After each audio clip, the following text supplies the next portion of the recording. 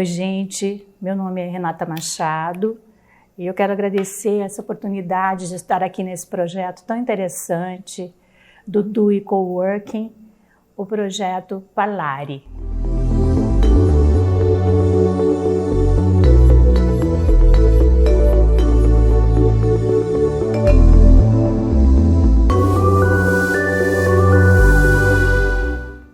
A minha intenção hoje, meu objetivo, é trazer para vocês um assunto que há muito tempo eu queria trazer ou discutir com as pessoas. Desde que eu me formei, eu tenho uma curiosidade muito grande de saber o que acontece, né, no setting, o que acontece nas salas de terapia, né? E eu sempre notei meus colegas muito reticentes em relação a apresentar, né, o processo, né? Então hoje eu vou, na verdade, matar uma curiosidade, ao contrário, né? Eu vou tentar contar para vocês como é que é a minha jornada como terapeuta, né? Ao longo da minha vida mesmo, da minha vida profissional, né? Que só como terapeuta eu já somo 30 anos, né, nesse fazer. Talvez a gente pudesse começar com a ideia do que é para mim psicoterapia, né? Porque os psicólogos, né, eles atuam como psicoterapeutas, né? Antes de mais nada, é um encontro entre, no mínimo, dois seres humanos, né? E esses dois seres humanos, na verdade, trazem suas famílias, seus amigos, suas redes, né? Por isso que é, no mínimo, entre dois seres humanos, né?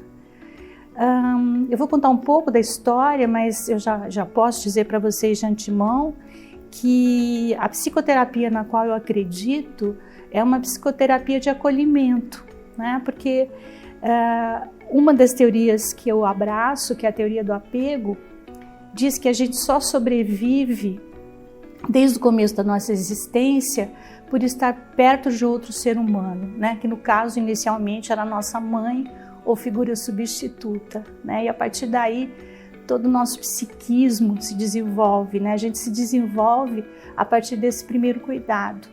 E esse cuidado é parte da nossa vida. Então eu entendo uma psicoterapia, né, de base segura, onde a pessoa que me procura, né, se sinta acolhida. E a partir desse acolhimento seja possível a ela se reorganizar como pessoa, né?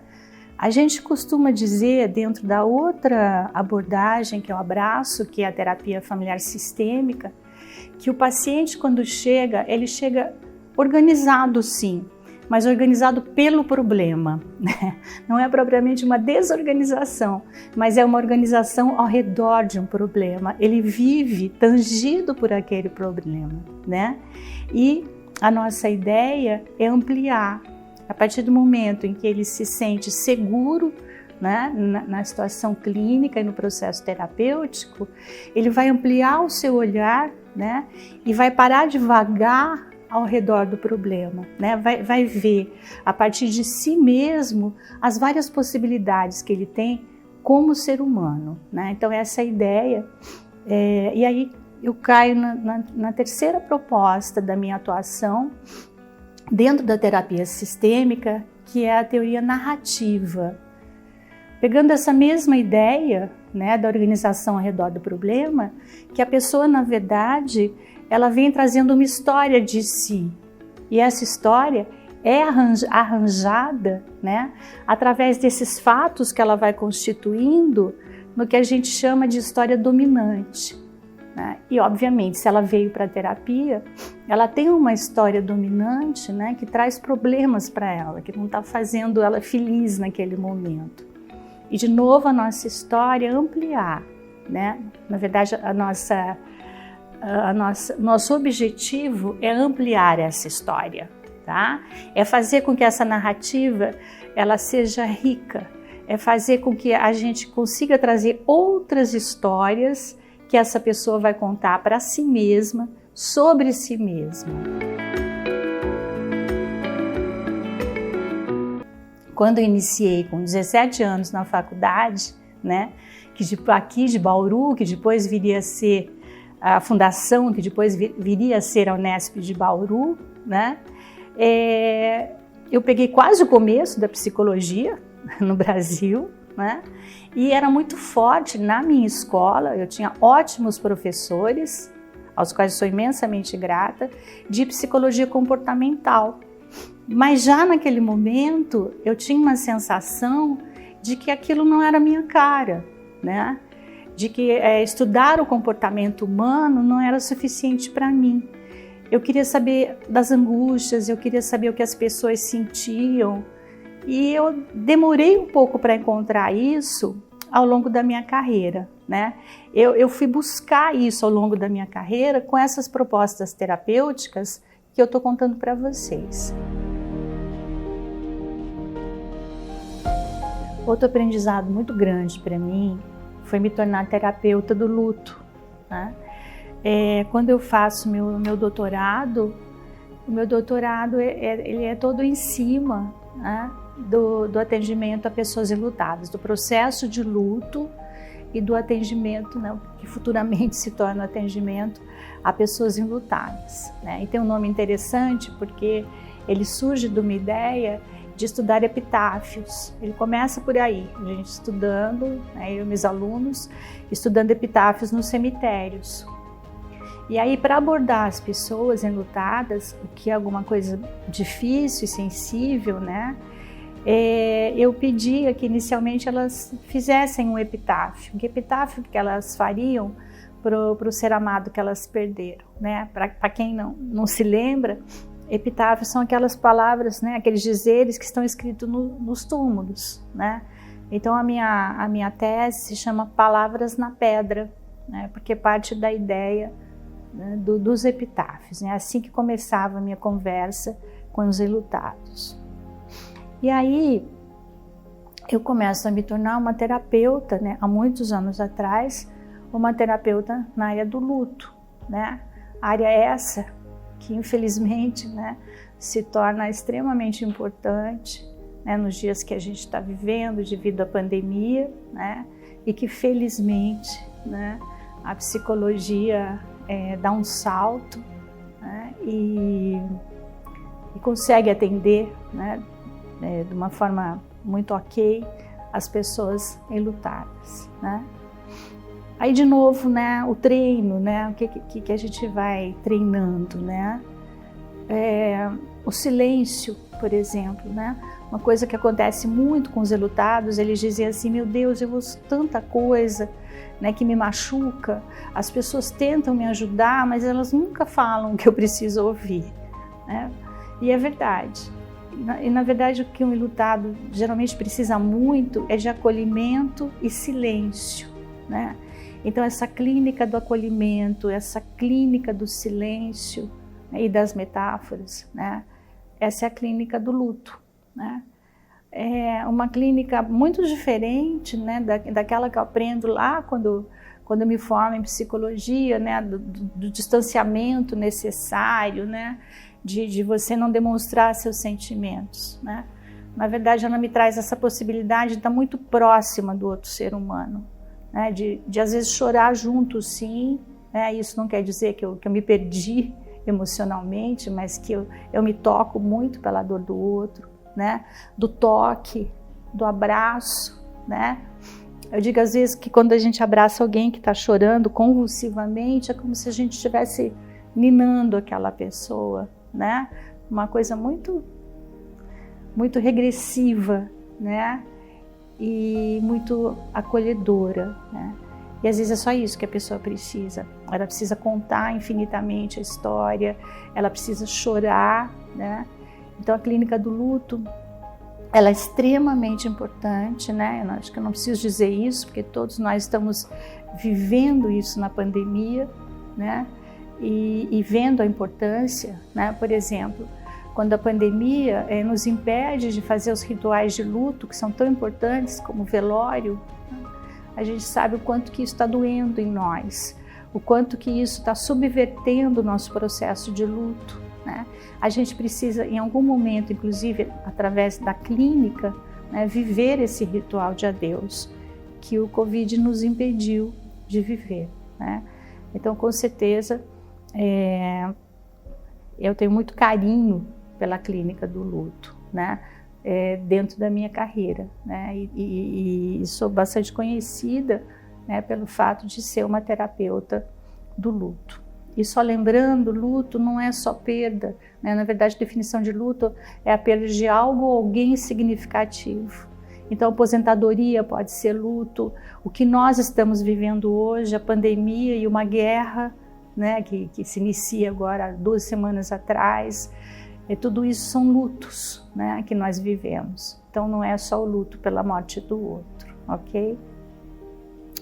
Aí eu gostaria de citar também, dentro dessa minha longa jornada, a importância para mim dos grupos, que começa ali na gerontologia, com os grupos de idosas, né, de senhoras, né, e que não era necessariamente um grupo psicoterapêutico, né, onde se discutia assim de um tudo, partindo basicamente de algum pequeno texto de psicologia, né.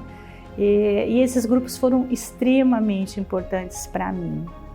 E eu me lembro que na época, né, eu era uma mulher de meia idade, com uma filha adolescente, né, uma menina, né, 2 mulheres, né, e naquela época eu já pensava na força que é essa roda de mulheres, né. E tem um livro que eu gosto muito, que chama-se O Milionésimo Círculo, que fala um pouco disso, né, que fala que as mulheres se reúnem em roda, as cirandas, as rodas de discussão, né? E esses círculos, né, o círculo, né, é uma forma perfeita, né, onde as coisas literalmente circulam, né? Então essa irmandade das mulheres foi alguma coisa que me ensinou muito, né? Estar nesses grupos de mulheres também me validava, né? Nos validava, né? E nesse livro, O Milionésimo Círculo, onde a autora fala disso, ela diz uma coisa muito interessante, que nós mulheres nos organizamos em roda e de certa forma a gente funciona dessa forma, né? Enquanto as sociedades patriarcais, elas se organizam hierarquicamente, né? Totalmente diferente do que seria uma organização em roda. Então essa organização em roda, né, tem uma força muito grande. Na época eu pensava assim, meu Deus, como eu quero ser igual a essas senhoras, né? Como eu quero ter essa vida que elas têm, essa energia que elas têm, essa curiosidade pelas coisas, né? Toda segunda-feira a gente se reunia, e na época eu morava em São Paulo, e elas me contavam dos filmes que elas tinham assistido, do teatro, da música, né? A minha semana começava extremamente rica, e a partir daí a gente discutia os temas, como eu já disse. E aí eu posso dizer que hoje, né, eu tenho a honra de me parecer um pouco com elas, né? Tenho essa gratidão, né, de me parecer um pouco com elas, de ser um pouco, né, aos 63 anos, eu sou uma idosa, né, ser aquela idosa que eu vi ali, né, há mais de 20 anos atrás, nos grupos que eu tinha. Hoje eu tenho um grupo de mulheres. Eu faço parte, né, de um grupo de mulheres. Eu coordeno, eu faço uma mediação num grupo de mulheres a partir da meia-idade, que no momento funciona online, né? E a gente se baseia num livro maravilhoso que acabou de fazer, se eu não me engano, 27 anos, chamado Mulheres que Correm com os Lobos, da Clarissa Pinkola Estes, uma terapeuta junguiana que é uma contadora de histórias. Então, qual é o trabalho da Clarissa? A Clarissa pega os contos, né, os contos que a gente conhece, por exemplo, Barba Azul, e faz uma leitura que inclui a mulher, sempre em cima do mito feminino, o Patinho Feio, o Barba Azul, né? Então a gente trabalha a partir desses contos a nossa condição de mulher, não só de mulher, a nossa condição de ser humano, né? Mas bastante pautado no feminino. Esse grupo é extremamente rico, a gente se encontra de 15 em 15 dias e realmente a gente sente essa condição do círculo, da irmandade feminina, né?